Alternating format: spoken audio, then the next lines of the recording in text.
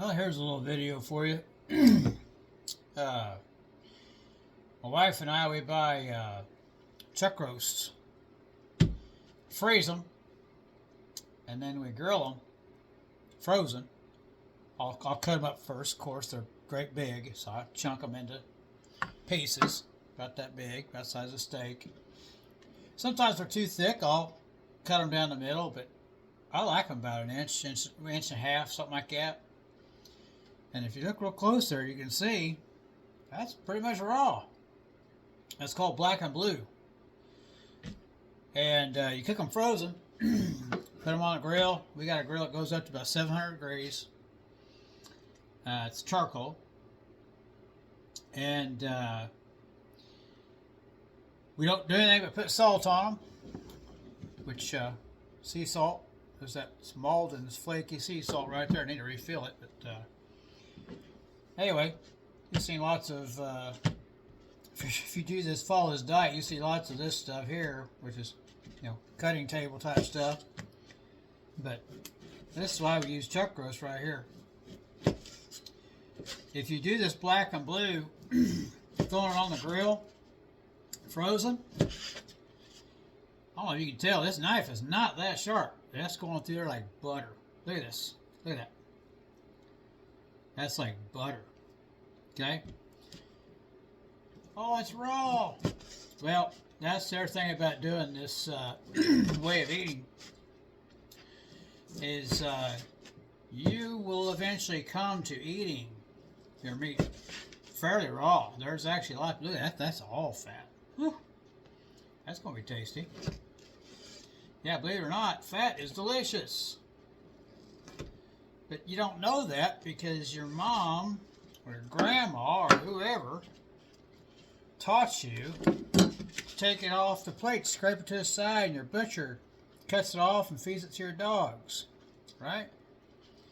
So I spread that out a little bit like that. Since I'm almost out of salt here anyway, I'm just going to shake the container over it. Put some salt on there. And I've already eaten, actually. I made some burgers, but that ended up only being about 100 grams of protein.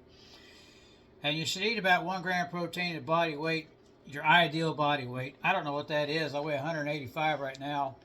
But I'll tell you right now, that, oh my God, that is butter. Piece of salt tried to escape.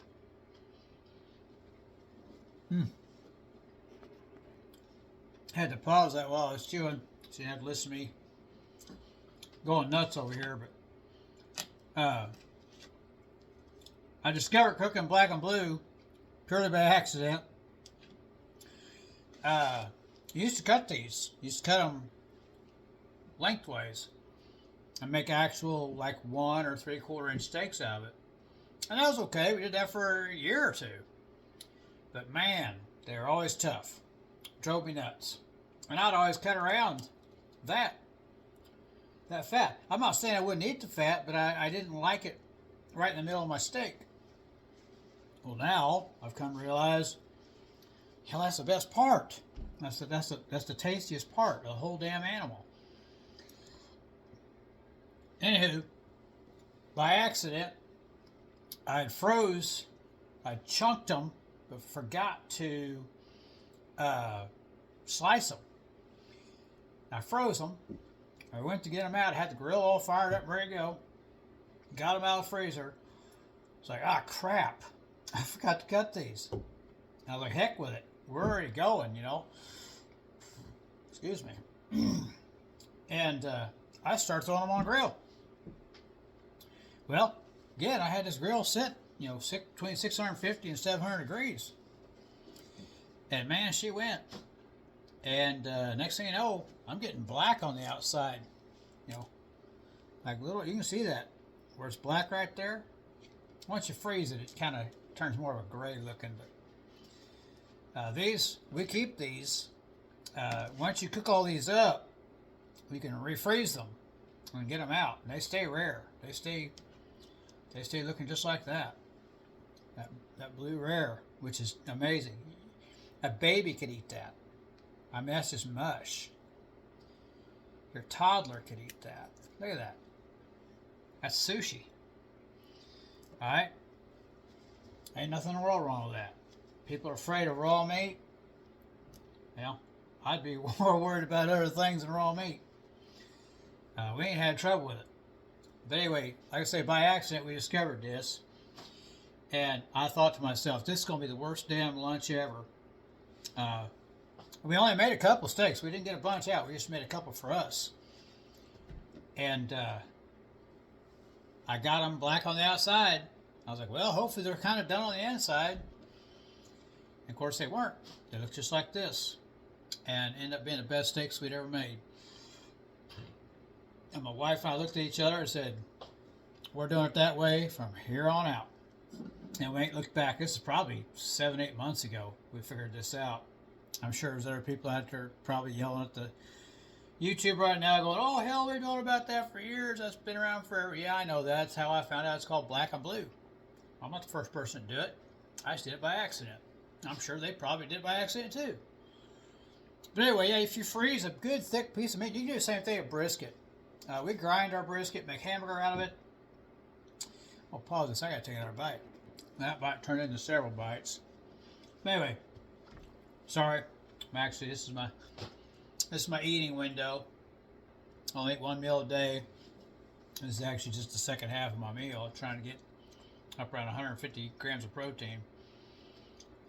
But anyhow, black and blue steak.